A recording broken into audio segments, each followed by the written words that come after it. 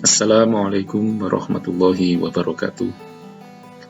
Saudara-saudara mahasiswa, hari ini kita bertemu kembali dalam kuliah online minggu ke-14 atau minggu terakhir semester genap 2019-2020.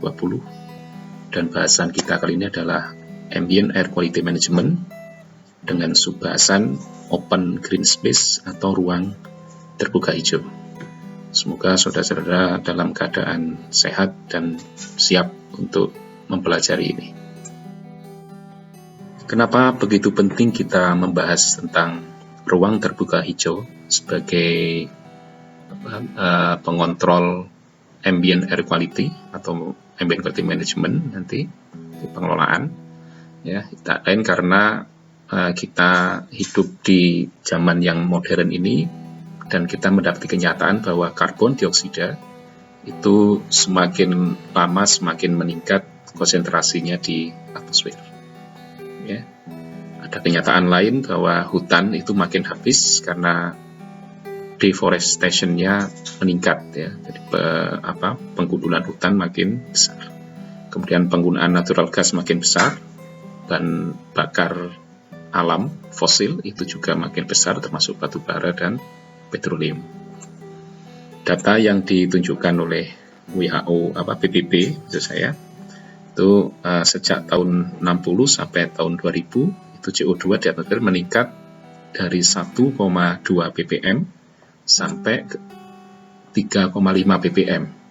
Bahkan sekitar tahun 2015-2016 itu sudah mencapai 4,1 atau 4,2 ppm. Ini artinya bahwa CO2 itu makin besar terakumulasi di atmosfer. Kemudian mengapa menjadi problem dan apa problemnya? Ya. Jadi emisi yang dihasilkan dari antropogenik atau kegiatan manusia itu secara global itu terus meningkat. Dan kecenderungannya juga makin meningkat. Dan ini telah menyebabkan adanya pergeseran kesetimbangan alamiah.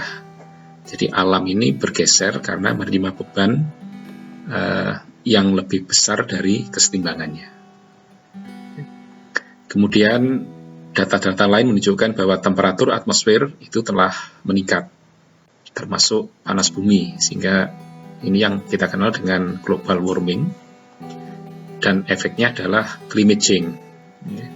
Jadi iklim di alam ini, iklim dunia ini berubah, iklim di bumi berubah, terutama di troposfer. Jadi hujan menjadi ada yang makin sering, tapi ada juga daerah yang kekeringan. Kemudian angin, tekanan yang tidak stabil, dan ini telah menimbulkan banyak bencana. Nah, yang perlu kita waspadai adalah bahwa CO2 ini yang diemisikan dalam setiap tahun makin besar, jadi bahkan sampai 5.500 megaton per tahun, dan lifetime-nya cukup panjang, sekitar 100 tahun. Termasuk CH4. CH4 ini 21 kali lebih besar efek global warming-nya atau EWP-nya, GWP, ya. Global warming potentialnya 21 kali lebih besar daripada CO2 dan lifetime-nya 10 tahun. Ya, ini menjadi problem. Ya. Dari mana emisi ini timbul? Ya, kita tahu, pernah kita pelajari di awal-awal kuliah, ya, bahwa emisi ini terjadi karena proses yang tidak efisien. Ya, jadi emisi terutama pencemar, ya, itu karena sesuatu yang tidak efisien, tidak semua input itu menjadi produk. Ya, kalau efisiensinya hanya 60%, itu artinya bahwa emisinya 40%. Kalau efisiensinya bisa naik 70%, maka emisinya akan turun menjadi 30% dan sebagainya. Yang kedua, memang energi yang kita gunakan itu secara basis atau secara dasar dia pasti menghasilkan emisi, terutama CO2. Jadi kalau sudah yang dibicarakan CO2 dan yang digunakan bahan bakar fosil, maka efisiensi berapapun itu akan tetap menghasilkan CO2. Dan ini juga nanti akan berkontribusi pada pemanasan global.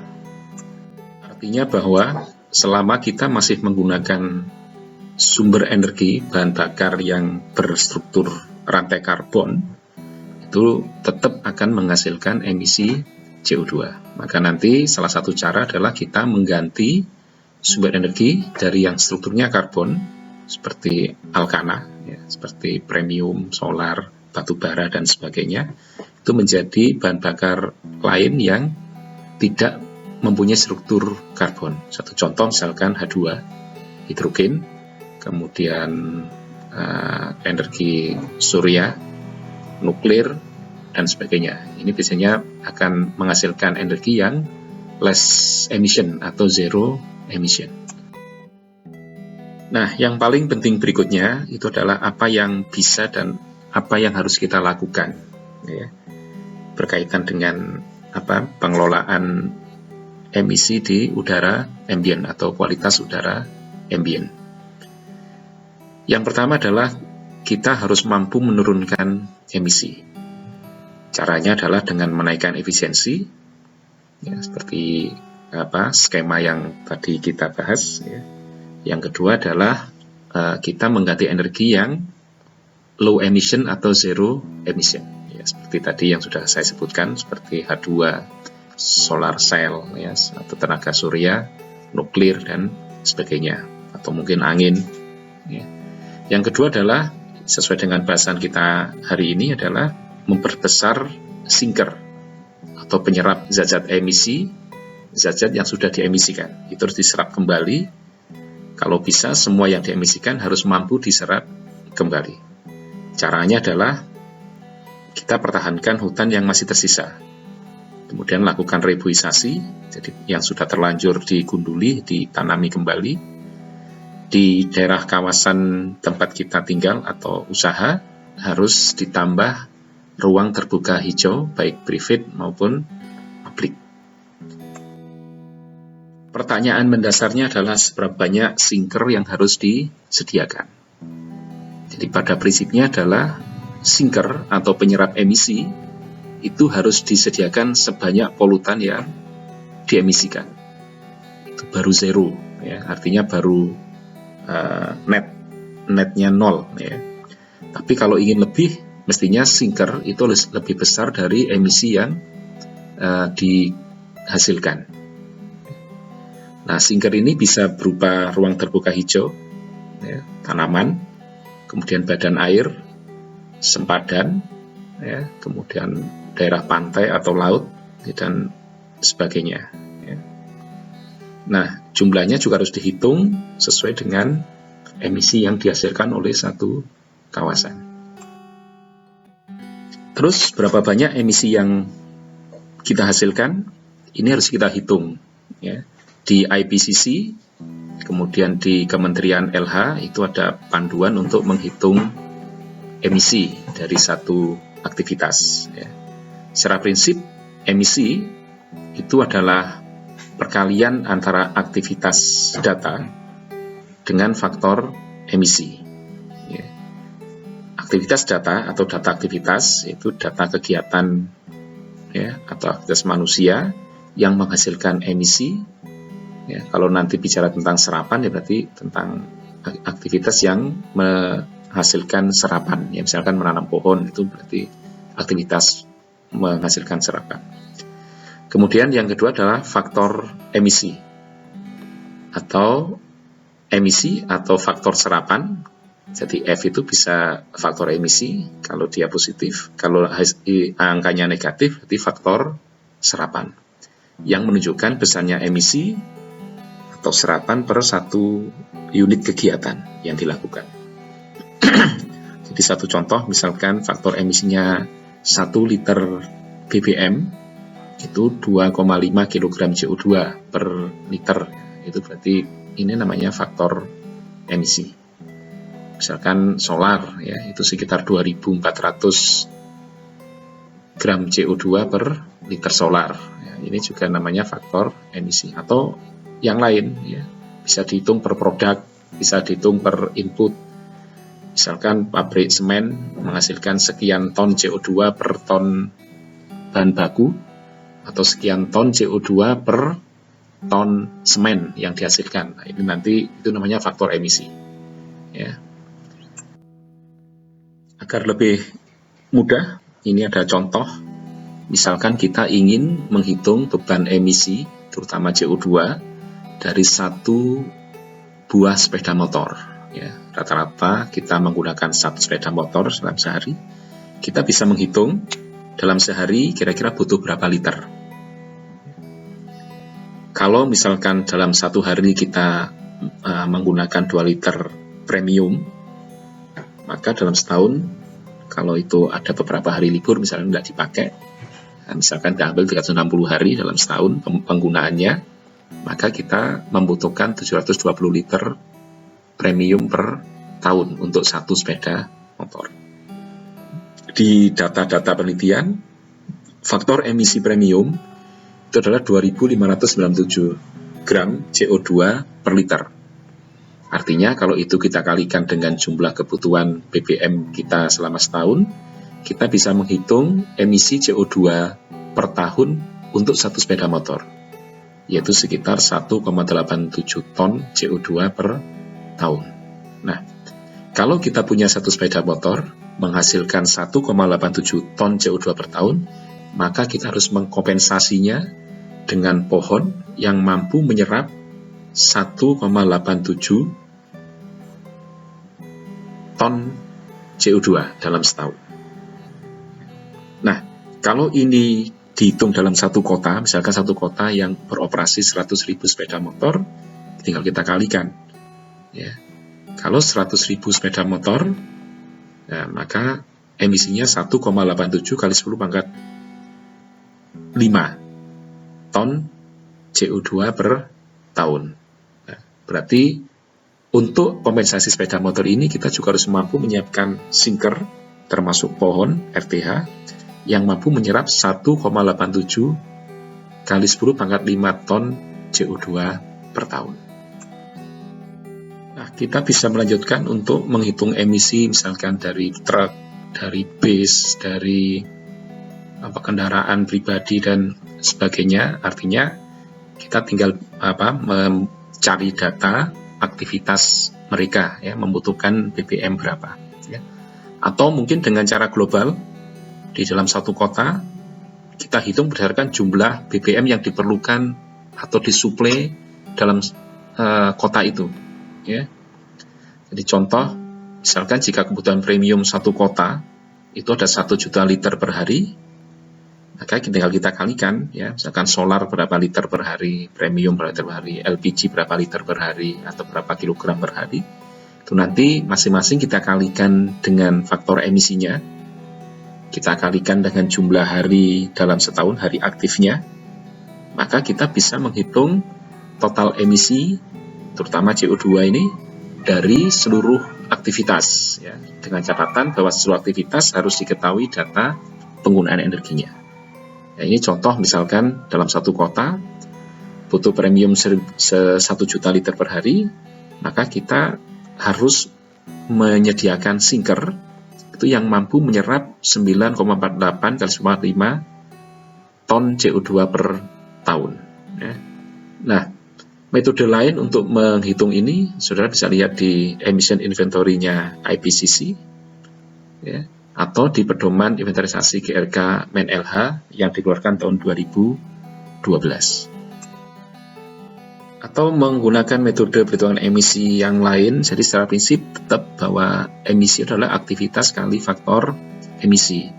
Data aktivitas itu berarti beban aktivitas, ya.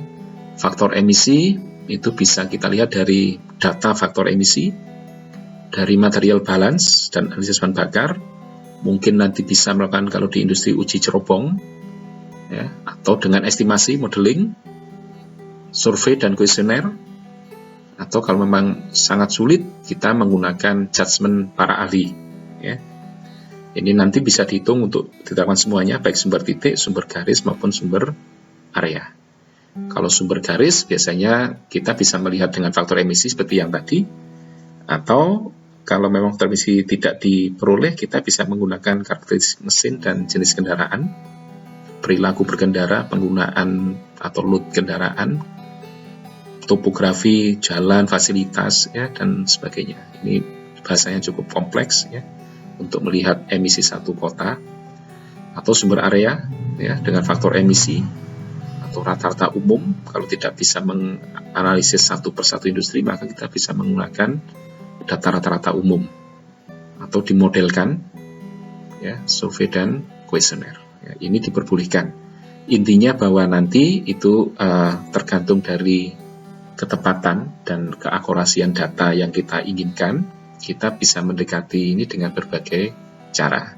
Yang paling bagus ya nanti adalah aktivitas diukur, kemudian faktor emisi diperoleh dari data yang baik ya, atau dari material balance ya. Hasil estimasi yang valid ya, itu telah di ranking oleh IPCC maupun di pedoman kementerian. Jadi secara prinsip bahwa validitas data estimasi atau kedekatan dengan kondisi lapangan itu dinyatakan dalam tiers ya. Ada tier 1, tier 2, tier 3 dan tier 4 ya. Kalau tier 1 itu aktivitas diestimasi atau diperkirakan dan faktor emisi diambil dari referensi ya, secara umum rata-rata. Kemudian tier 2 itu aktivitas tetap masih di rata-rata, di estimasi, kemudian faktor emisinya sudah dihitung dari kandungan karbon. Ya. Kalau tier 3 itu aktivitasnya diukur, kemudian faktor emisinya dari stoikiometri atau dihitung dari kandungan karbon. Ya. Sedangkan tier 4 itu setiap aktivitas diukur pada setiap unit ya, diukur dengan betul, dikalibrasi ya.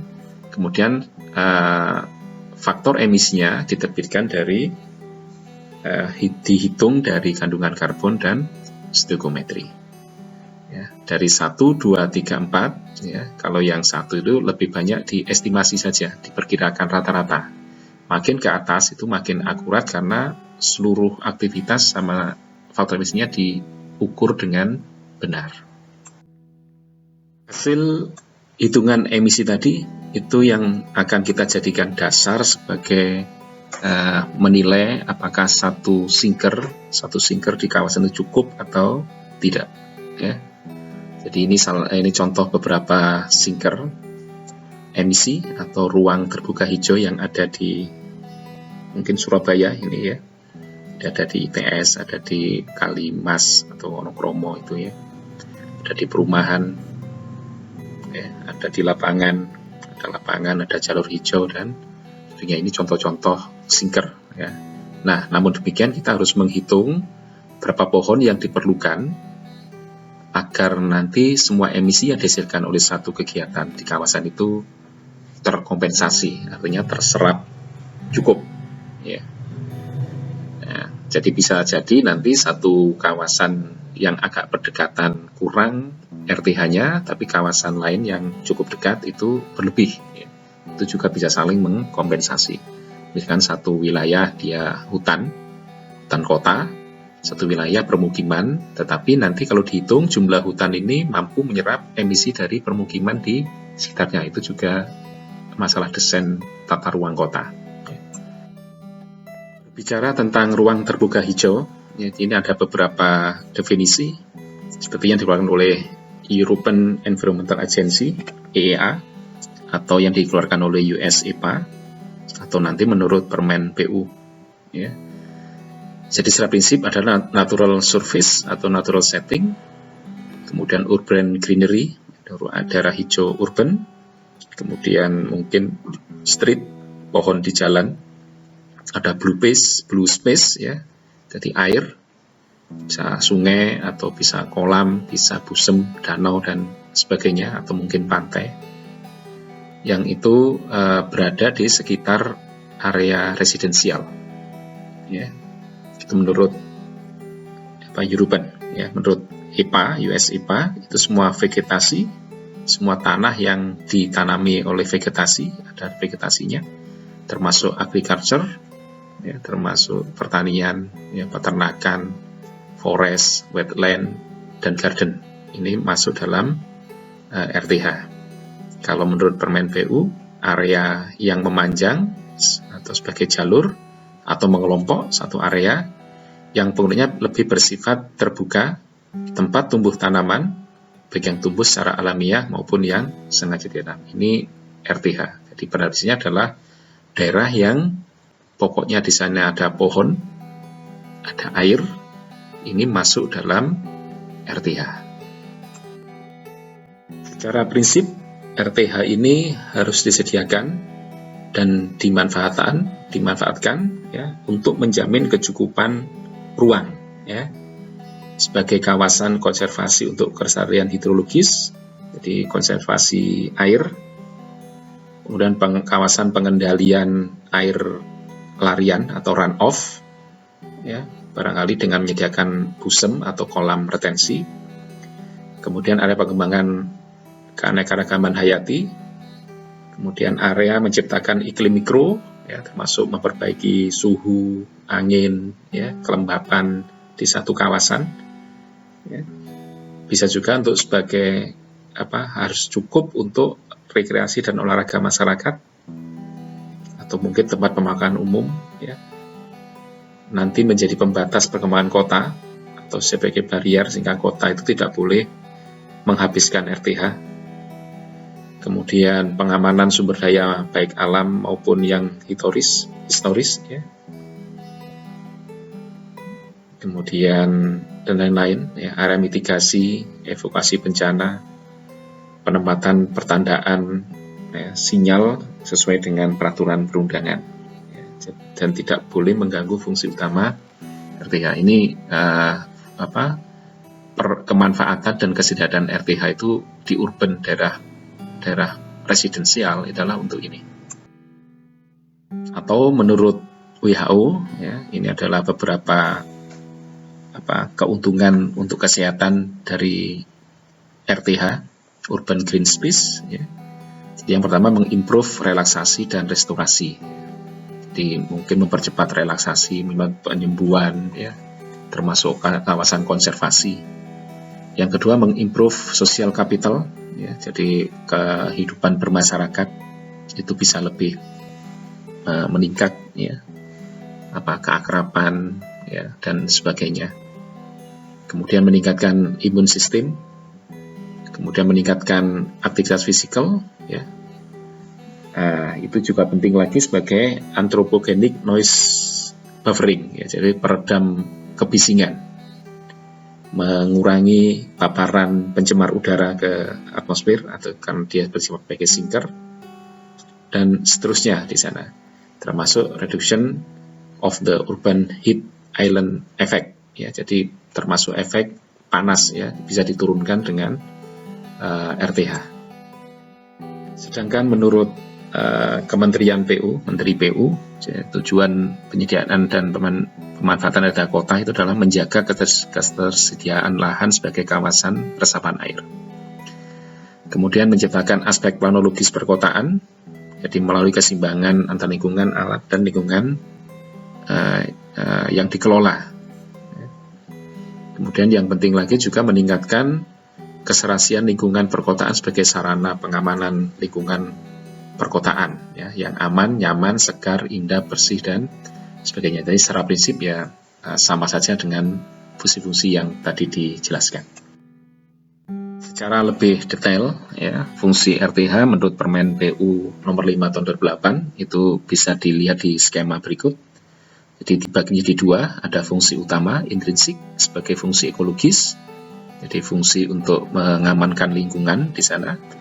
Ini sebagai sirkulasi udara dan iklim mikro suhu, jadi menjaga sirkulasi udara, memperbaiki iklim mikro, ya, termasuk kelembapan, kemudian memperbaiki suhu dan memberikan suhu yang nyaman untuk ditinggali, Kemudian yang kedua, fungsi ekologis yang kedua adalah menyerap polutan dan menjadikan supplier oksigen.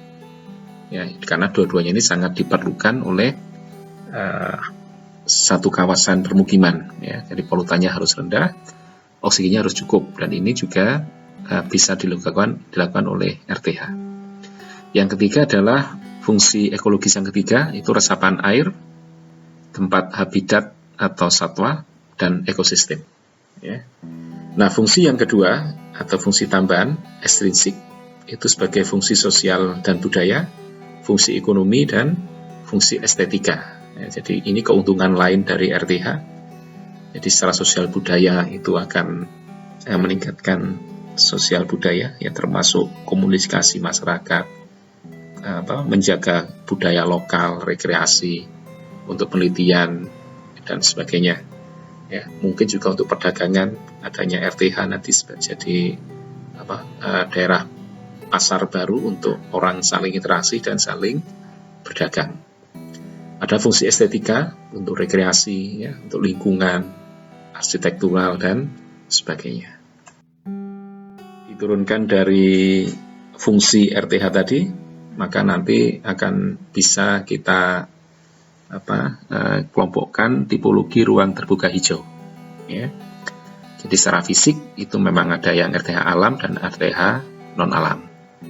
Kalau secara fungsi nanti ada ekologis, sosial budaya, estetika, ekonomi, dan sebagainya tadi. Ya. Paling tidak ada 6. Ya. Strukturnya ada yang pola ekologis, ada pola planologis. Kalau yang dari kepemilikan itu ada RTH publik, itu yang harus dikelola oleh pemerintah. Dan ada RTH privat, itu milik pribadi, milik orang per orang, sedangkan pohon di halaman rumah, ya. Ada tanaman bunga di halaman rumah, atau pepohonan di kawasan industri, ya. Atau pohon di industri, ya, dan sebagainya. Ini termasuk yang privat.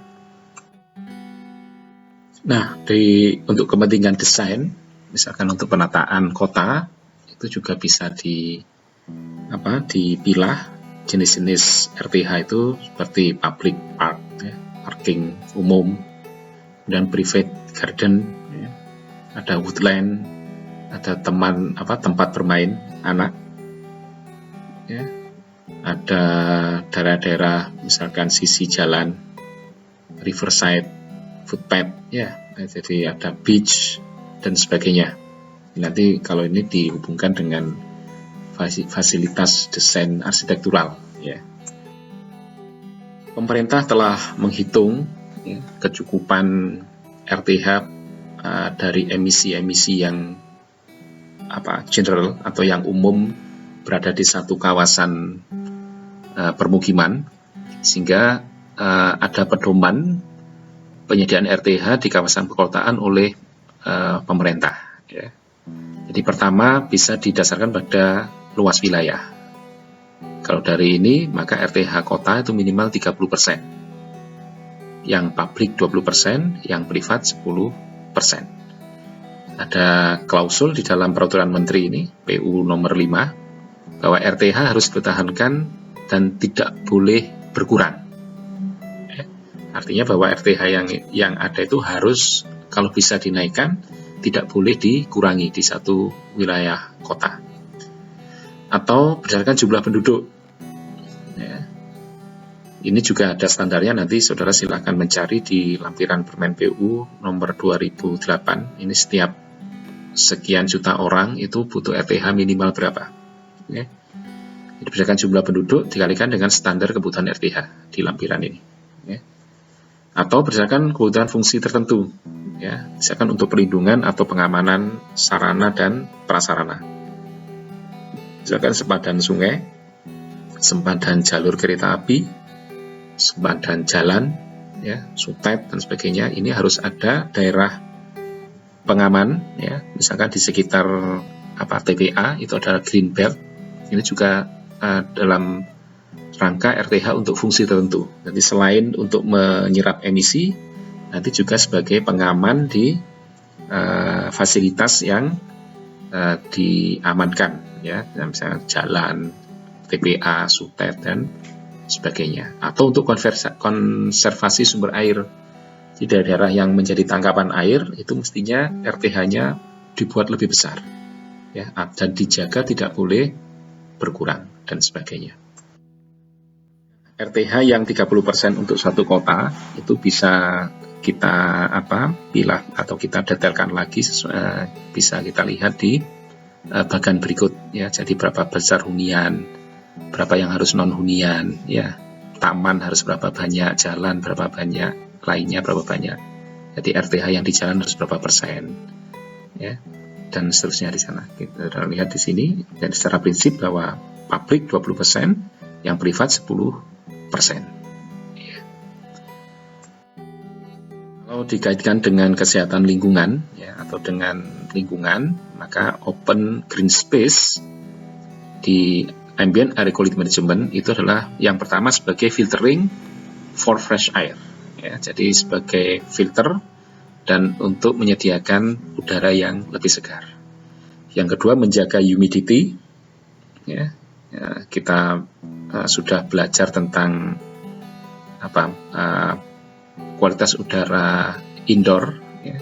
Salah satu yang menjadi parameter adalah humidity. Kalau humidity terlalu tinggi tidak baik, terlalu rendah juga tidak baik bagi kesehatan. Yang ketiga adalah oxygen supplying, jadi penyediaan oksigen, karena ini digunakan untuk respirasi, untuk pembakaran atau pengolahan energi dan sebagainya. Yang terakhir adalah bahwa RTH digunakan sebagai penyerap air pollution matter, ya, jadi zat-zat pencemar udara. Jadi ini terutama fungsi dari pohon di RTH, ya, karena RTH ini atau pohon ketika dia mengolah pencemar itu sudah pasti tidak menghasilkan pencemar baru, ya, kecuali pencemar alamiah, misalkan daun yang jatuh, pembusukan dan sebagainya, ya. Kemudian yang berikutnya, bahwa beberapa penelitian menunjukkan pohon juga mampu menyerap O3, NOx dan SOx, ya. Kemudian buku-buku daun atau kisi-kisi daun, kemudian pori, ya, di daun itu juga mampu menahan partikulat, as, pollen dan sebagainya, ya. Kemudian hasil dari fotosintesis ini bisa meningkatkan O2 di udara, ya, walaupun nanti respirasi pohon juga membutuhkan CO2, membutuhkan O2 untuk respirasinya. Tetapi kalau dihitung yang dihasilkan di siang hari dengan yang digunakan pada malam hari itu lebih banyak yang dihasilkan pada siang hari. Berikutnya adalah berapa banyak RTH yang harus disediakan, ya. Bagaimana menghitungnya? Jadi untuk menghitung estimasi kebutuhan RTH, selain tadi sudah ditetapkan pemerintah bahwa harus 30% minimal, sebenarnya kita bisa menghitung sendiri atau bisa mengevaluasi apakah 30% itu cukup atau tidak, ya. Atau kalau yang ada di existing satu kota itu cukup atau tidak, ya. Yang pertama harus kita dasarkan pada kemampuan serapan emisi. Artinya bahwa kebutuhan RTH itu bisa digunakan untuk kompensasi emisi seperti yang kita contohkan tadi sebelumnya, ya. Yang kedua, nanti RTH juga harus mampu menyuplai oksigen. Jadi kebutuhannya juga bisa kita hitung berdasarkan kemampuan dia menyediakan oksigen bagi kebutuhan oksigen kota. Jadi untuk pernafasan, untuk makhluk hidup, ya, manusia maupun hewan ternak dan hewan yang lain, maupun nanti untuk penggunaan BBM, karena kendaraan pun kalau digunakan BBM-nya dioperasikan itu juga butuh oksigen untuk pembakaran. Ini satu contoh menentukan RTH berdasarkan kemampuan serapan pohon, ya. Ini contoh ada jati, ya, itu mampu menyerap 100 kg per hektar per hari, ya. Ini menurut data sumber Karyadi, ya. Nanti banyak versi tentang ini, tapi silahkan nanti dicari mana yang lebih reliable. Secara prinsip bahwa CO2 itu kalau diserap itu nanti akan dikonversi menjadi massa.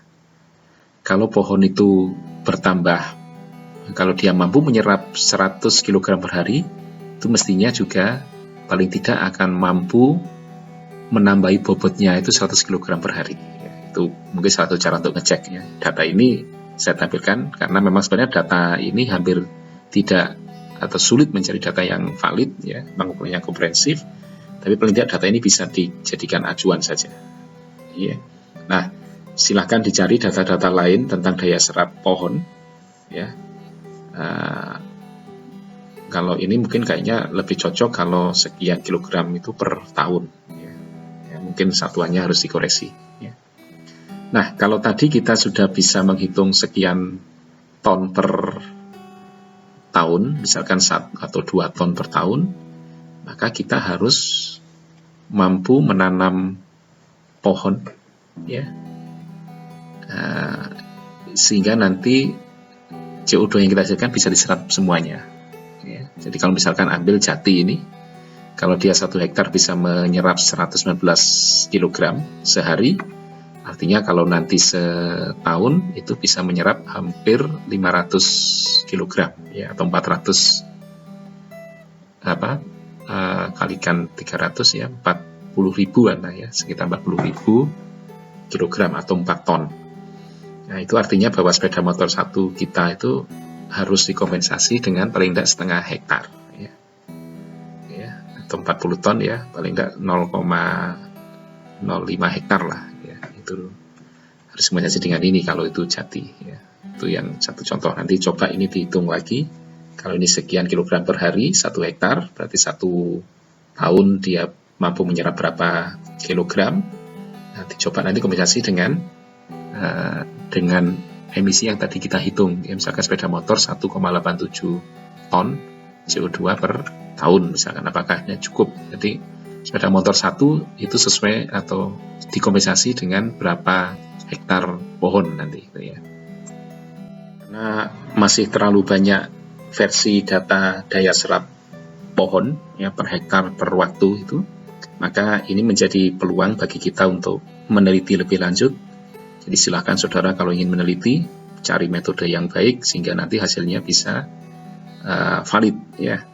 Nah, namun demikian kalau menggunakan referensi, karena referensinya bisa berbeda, hasilnya bisa berbeda, maka biasanya akan dipilih itu adalah parameter yang memberikan estimasi RTH lebih besar ya, karena itu lebih aman.